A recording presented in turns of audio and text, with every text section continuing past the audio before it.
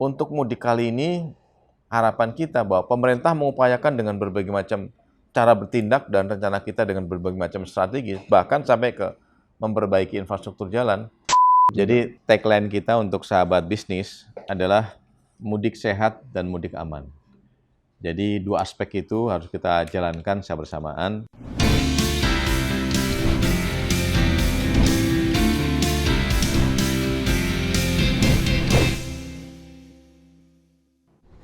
Halo Sobat Bisnis, kita berjumpa lagi di Talks dan di episode kali ini kita akan berbincang tentang persiapan musim mudik lebaran tahun 2022.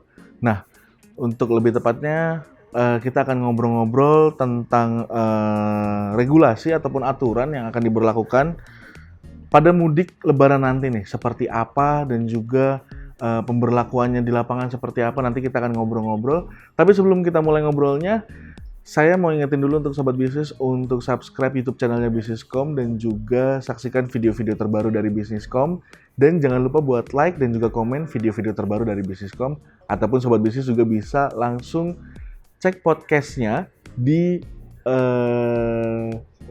Spotify dan juga platform-platform lain yang bisa Sobat Bisnis pakai untuk mendengarkan podcastnya. Langsung search broadcast. Nah, langsung saja kita ngobrol dengan Bapak Budi Setiadi. Beliau adalah Dirjen Perhubungan Darat. Halo Pak, apa kabar Pak? Ya, kabar baik Mas. Sehat selalu ya Pak ya? Alhamdulillah sehat. Pak, untuk musim mudik lebaran 2022 ini tentu jadi sesuatu yang baru ya untuk masyarakat Indonesia karena setelah 2 tahun adanya COVID-19 dan juga adanya larangan mudik dari pemerintah untuk mencegah kerumunan, terus juga mencegah penularan COVID yang semakin meluas gitu ya. Dan 2022 ini pemerintah kembali mengizinkan mudik yang pastinya akan ada banyak pergerakan dan juga banyak antusias dari masyarakat. Dan kemarin dari pemberitaan sendiri diprediksi sekitar lebih dari 8 juta masyarakat akan mudik. Nah, dari Dirjen Perhubungan Darat, 8,5 juta Pak? 85. Oh, 85 juta. Pergerakan nasional. Pergerakan nasionalnya secara keseluruhan berarti ya Pak ya? Nah, dari Dirjen Perhubungan Darat persiapannya seperti apa sih Pak untuk menyambut lebaran ini Pak? Yang pertama tadi kalau boleh kita katakan untuk mudik di 2022 ini sebetulnya hampir sama dengan tahun-tahun sebelumnya, terutama di tahun 2019 ya, bahwa memang ada tradisi mudik di masyarakat kita. Namun dengan adanya pandemi COVID-19 di 2 tahun terakhir, memang kita berupaya untuk melakukan manajemen lalu lintas yang sejalan atau kemudian mendukung terkait yang saat itu prioritasnya apa? Adalah pencegahan COVID-19. Dan saat itu pemerintah bisa melakukan pelarangan dan sebagainya, pengetatan sebagainya. Namun di tahun 2022 ini, seperti yang kita ketahui bersama bahwa Pak Presiden kan sudah membolehkan masyarakat kita untuk mudik dengan catatan. Nah, catatannya adalah ada persyaratan yang harus dipenuhi. Iya, betul. Yaitu menyangkut masalah booster, kemudian juga ada peduli lindungi dan sebagainya. Dan ingat bahwa saat sekarang ini, walaupun mungkin barangkali sudah pada kondisi lebih baik dibandingkan beberapa bulan yang lalu atau tahun yang lalu, namun kan COVID masih juga mengintai kepada kita. Kalau kita lalai dan sebagainya, bisa saja nanti ada gelombang ketiga dan sebagainya. Nah, hal ini menjadi tantangan kita. Namun demikian, dari Kementerian Perhubungan bersama dengan pemangku kepentingan yang lain, kita selalu memperhatikan pertama adalah arahan Pak Presiden, dan kemudian kita juga memperhatikan beberapa peraturan yang lebih tinggi yang kemudian menjadi acuan terhadap peraturan Dirjen Perhubungan Darat. Yang pertama adalah ada Inmendagri, ada SE Satgas, dan kemudian kita juga mengeluarkan SE 38 untuk pelaku perjalanan dalam negeri. Nah, yang di tahun 2022 ini, yang pertama saya akan sampaikan kepada semua teman bisnis ya, namanya teman bisnis. Sobat bisnis, bahwa kita ada 3 target dalam rangka penanganan manajemen lalu lintas di tahun 2022 untuk angkutan lebaran. Yang pertama target kita adalah keselamatan masyarakat dalam arti menyangkut masalah kesesuaian atau kemudian tingkat kepatuhan masyarakat dalam rangka pencegahan COVID-19.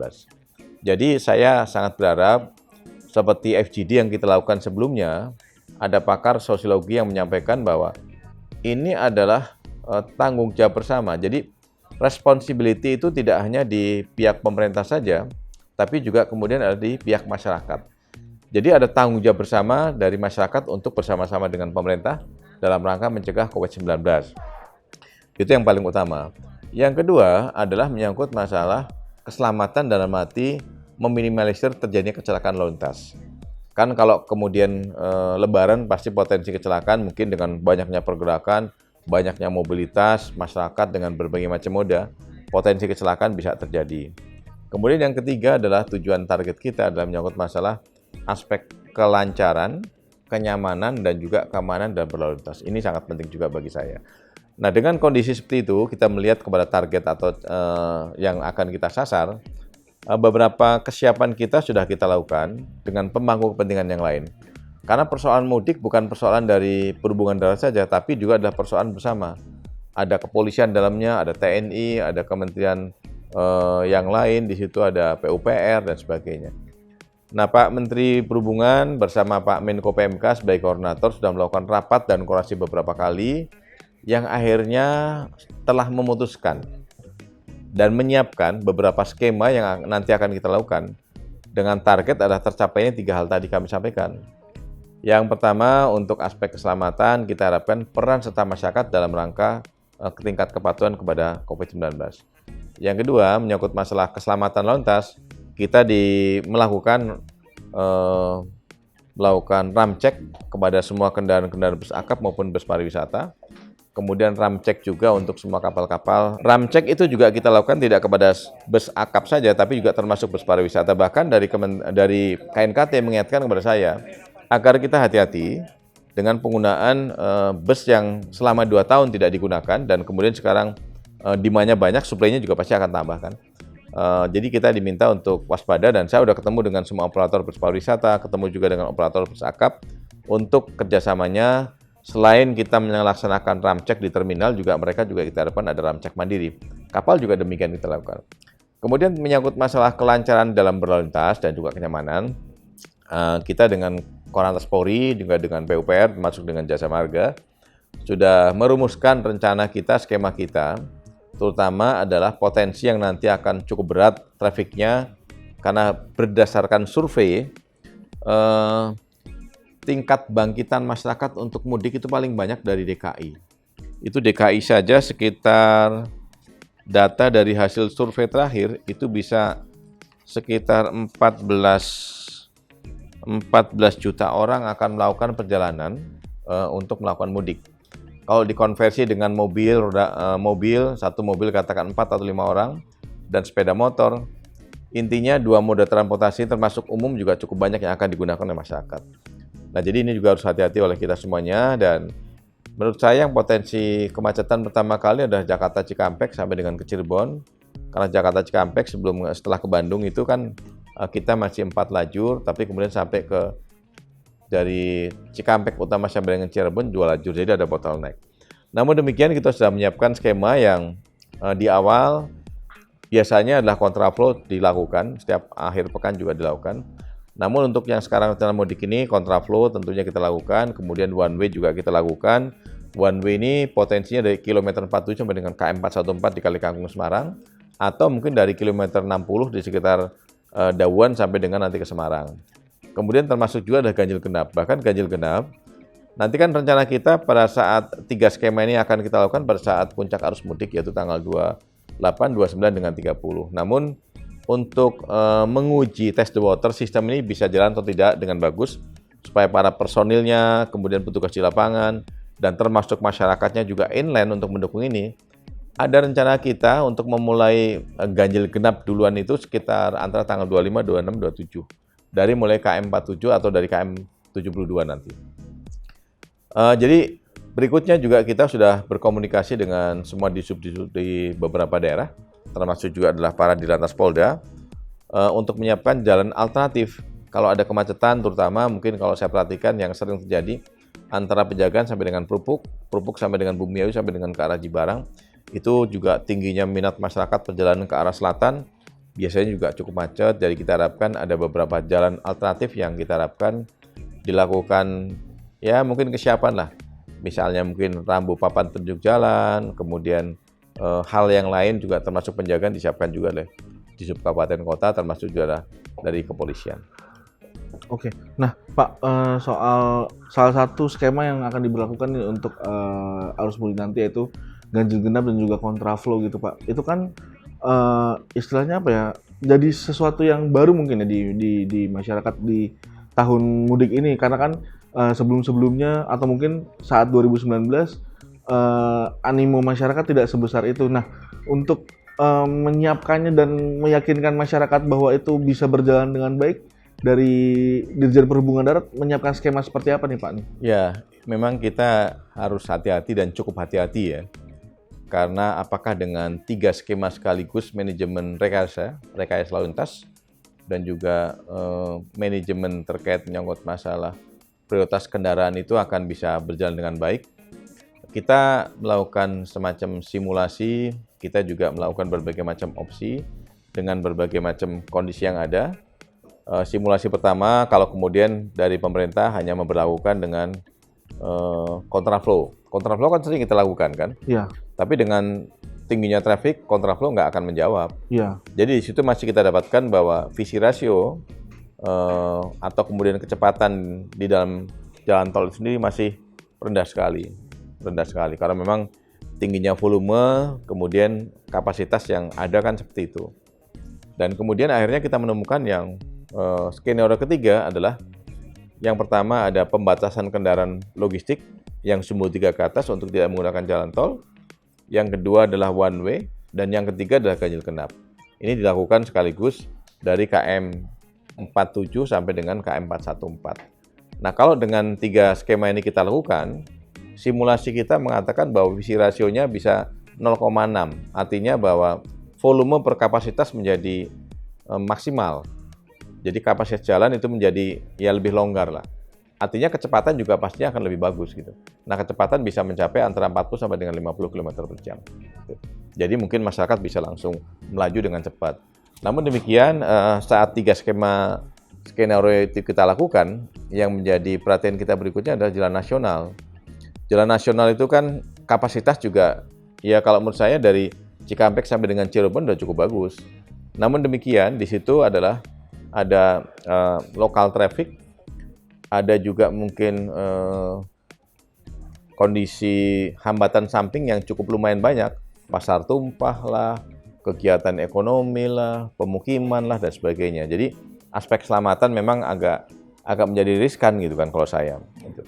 Namun demikian, karena memang ini harapan kita bahwa hal ini kita sampaikan jauh-jauh hari kepada masyarakat, harapan kita bahwa sudah cukup banyak masyarakat yang tahu bahwa oh nanti akan diberlakukan seperti ini, dengan demikian jalan nasional akan seperti ini dan saya harus bagaimana. Gitu. Oke, nah berlanjut ke tadi masalah aspek keselamatan juga Pak, karena kan musim mudik Lebaran ini jadi satu momen di mana masyarakat berbondong-bondong dengan bersamaan gitu ya.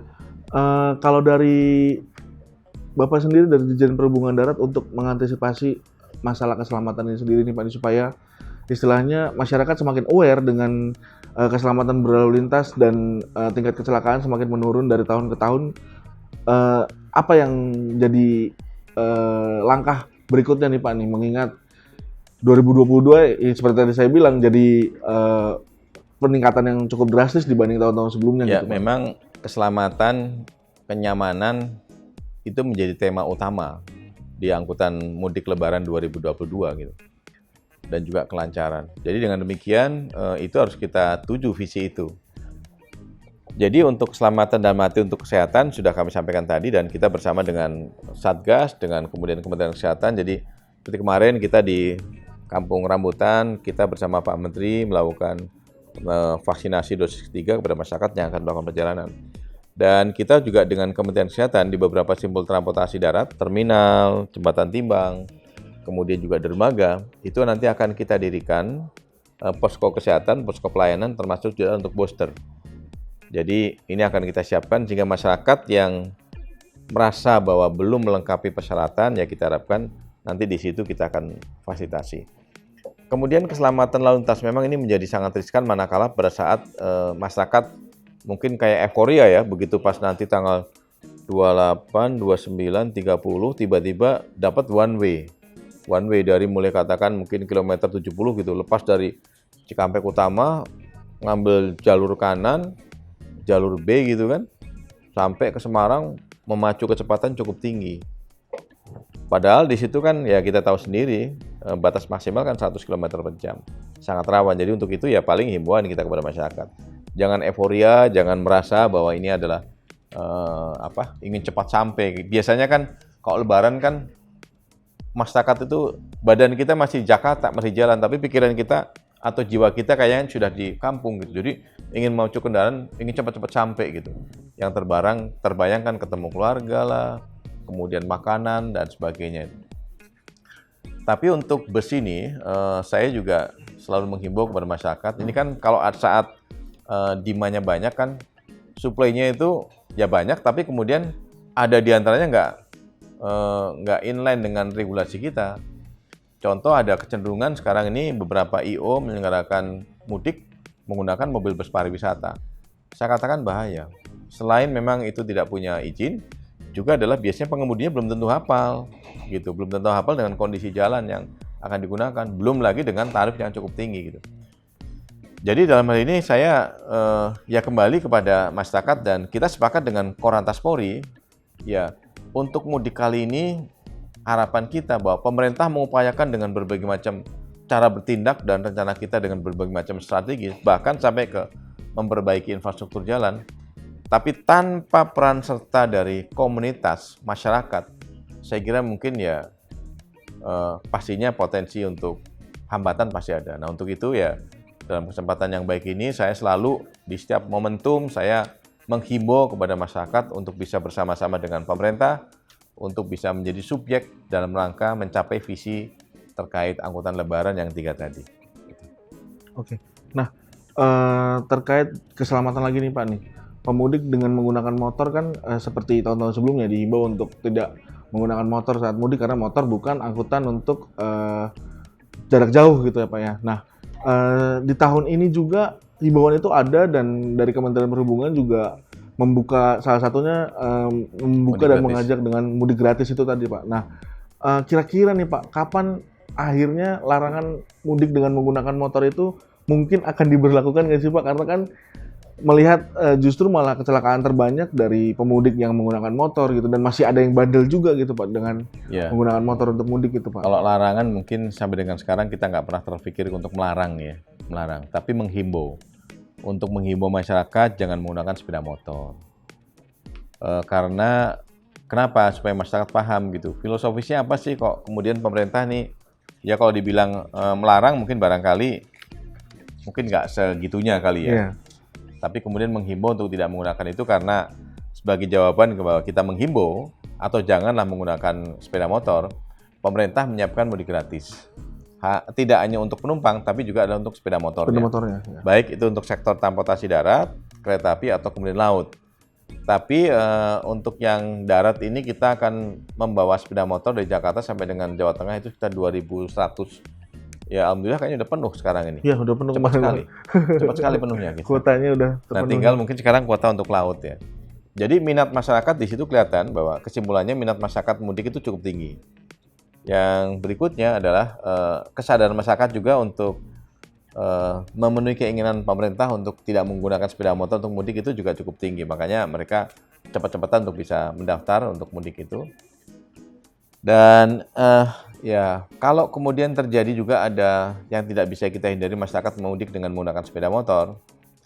Yang kita lakukan adalah pertama saya membuat ada 2 rest area di sekitar Jalur Pantura dari mulai Cikampek sampai dengan Cirebon. Di Losarang dengan Balonggando kita punya jembatan timbang, itu nanti kita jadikan sebagai rest area untuk para pemudik sepeda motor. Lebih kepada pemudik sepeda motor, mobil juga boleh. Di sana kita akan memberikan pelayanan kesehatan, kemudian memberikan pelayanan makan minum gratis, dan juga tempat untuk istirahat, atau kemudian ada pijit juga, dokter juga ada di situ. Kemudian berikutnya juga di terminal-terminal juga kita jadikan, dan kita juga biasanya dari kepolisian maupun dengan TNI biasanya mungkin untuk Polsek, Polres itu juga sebagai rest area, jadi masyarakat boleh istirahat di situ. Gitu. Kemudian untuk pemudik sepeda motor memang ya inilah uniknya mudik di Indonesia, di mana mungkin populasi sepeda motor cukup tinggi, jadi potensi masyarakat menggunakan sepeda motor pastinya sebagian tidak bisa kita cegah. Nah, yang kita lakukan adalah yang pertama juga tadi mengingatkan untuk hati-hati, yang berikutnya kita menyiapkan untuk rest area, dan berikutnya juga kita kemarin saya merencanakan siapin lajur khusus di sekitar Pantura untuk sepeda motor, tapi dengan panjangnya itu bagaimana kita akan melakukan, apakah dipasang trafikon dan sebagainya. Ya paling nanti barangkali penjagaan di sekitar jalan Pantura sampai dengan ke wilayah Jawa Tengah di Losari itu akan kita tingkatkan supaya minimal perhatian kita dan juga saling mengingatkan kepada para pemudik dan juga pengguna kendaraan-kendaraan yang lain untuk sepeda motor ini akan bisa lebih selamat lagi. Nah, salah satu hal yang juga menjadi sorotan nih Pak dari tahun-tahun sebelumnya saat mudik Lebaran adalah tentang angkutan gelap nih Pak nih. Ya. Apakah tahun ini juga jadi salah satu fokus dari Dirjen Perhubungan Darat untuk menyelesaikan masalah angkutan gelap itu sendiri, dan strateginya apa Pak untuk tahun ini Pak? Ya, pastinya itu kita juga komit ya, dari beberapa tahun yang lalu saya bekerja sama dengan kepolisian, dan kepolisian juga tentunya sudah menindaklanjuti dengan adanya penindakan secara tegas gitu. Begitu ada ditangkap mobil travel gelap dengan tarif yang tinggi, potensi keselamatan yang tidak terjamin dan sebagainya, polisi bertindak. Polda Metro bisa nangkap sampai dengan 300-400 kendaraan travel gelap, kemudian Polda Jateng, Polres jajaran juga demikian. Dan di beberapa kesempatan saya menyampaikan bahwa rapat kita dengan kepolisian, untuk saya juga mohon supaya pengawasan untuk mobil travel gelap ini juga dilakukan. Karena kasihan juga masyarakatnya ya. Satu sisi tarifnya besar, mobilnya ada, sebenarnya mobil busnya ada gitu. Cuman masyarakat memang inginnya shortcut ya, kemudian mungkin ditawari dengan iming-iming apa dan sebagainya, akhirnya menggunakan itu. Ya saya juga menghimbau juga karena kepada para pengusaha travel gelap, ya udahlah mungkin barangkali tidak usah terlampau memaksakan diri, toh ini juga sebuah pelanggaran. Tapi kalau memang nanti ini ada rencana kita juga bahwa di dalam revisi Undang-Undang 22 travel gelap ini ada dua kemungkinan gitu. Yang pertama mungkin akan kita gunakan juga untuk sebagai angkutan, namun untuk feeder di dalam angkutan perkotaan. Ini sedang kita siapkan skemanya, atau kemudian ya kalau udah kita carikan jalan keluar, jangan kemudian melakukan lagi yang sama seperti sekarang ini. Banyak kecelakaan yang terjadi jalan tol sekarang. Kemarin terakhir ya, 5 orang meninggal dunia menggunakan mobil Avanza travel gelap semuanya gitu. Dan tidak terjamin asuransinya tuh, jasa rajanya itu.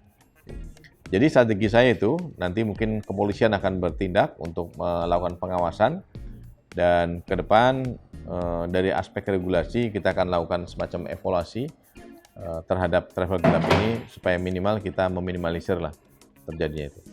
Oke, nah mungkin terakhir nih Pak nih, apa pesan dari Bapak untuk masyarakat yang akan mudik di tahun 2022 ini, terus juga lebih ke ini sih Pak, juga mengingatkan masyarakat kalau syarat perjalanan itu juga adalah vaksin dosis kedua dan juga booster, dan juga pemberlakuannya di lapangan itu nanti seperti apa juga. Ya, kalau kembali ya, persyaratan itu sebetulnya adalah sebagai tanggung jawab publik ya, dan tanggung jawab juga pemerintah. Nah, tanggung jawab ini kalau pemerintah seperti saya sampaikan tadi, kita udah ibaratnya merencanakan jauh hari, dan kemudian rapat-rapat yang kita lakukan tidak terbatas pada pagi, siang, bahkan malam hari. Dan tidak terbatas pada jam kerja. Sabtu, Minggu juga kita tetap melaksanakan rapat koordinasi untuk meyakinkan bahwa pemerintah ini bisa melaksanakan 3 target utama dalam rangka angkutan Lebaran 2022 itu bisa dijalankan dengan baik. Tapi kita tidak akan maksimal manakala masyarakat yang diatur oleh kita, masyarakat yang mungkin menjadi, saya katakan tadi bukan sebagai objek tapi sebagai subjek, perannya itu atau tanggung jawabnya itu kurang gitu. Atau kemudian masa bodoh ya. Nah, kita harapkan peran serta masyarakat yang pertama, ya tadi, walaupun nanti di lapangan tidak ada pengecekan menyangkut masalah dokumen perjalanan, namun demikian kami harapkan ya lengkapi saja. Kalau memang booster, ya sudah booster. Kalau kemudian harus baru vaksin tahap kedua, bisa melakukan rapid test atau PCR. Gitu. Dan kemudian, saya kira yang perlu saya ingatkan juga kepada masyarakat, saya selalu mengatakan bahwa masyarakat untuk persiapan perjalanan juga ada manajemen pelaku perjalanan.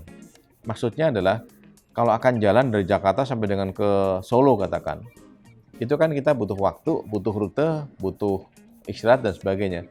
Nah dari awal tolong di-manage dengan baik, siapkan kendaraannya, siapkan pengemudinya, siapkan barang bawaannya, siapkan rutenya mau kemana dan istirahat di mana. Jadi masyarakat sudah punya berbagai macam opsi. Kalau lancar seperti ini, kalau nggak lancar mungkin saya akan lewat mana. Jangan kemudian nanti malah di jalan kemudian tidak siap sehingga akan ya terutama kondisi pengemudi ya memaksakan diri dan sebagainya. Minimal kalau jalan jauh ya 2 pengemudi disiapkan atau ke bapaknya, anaknya dan sebagainya. Dan berikutnya mungkin himbauan saya juga kepada semuanya saja, terutama kepada masyarakat.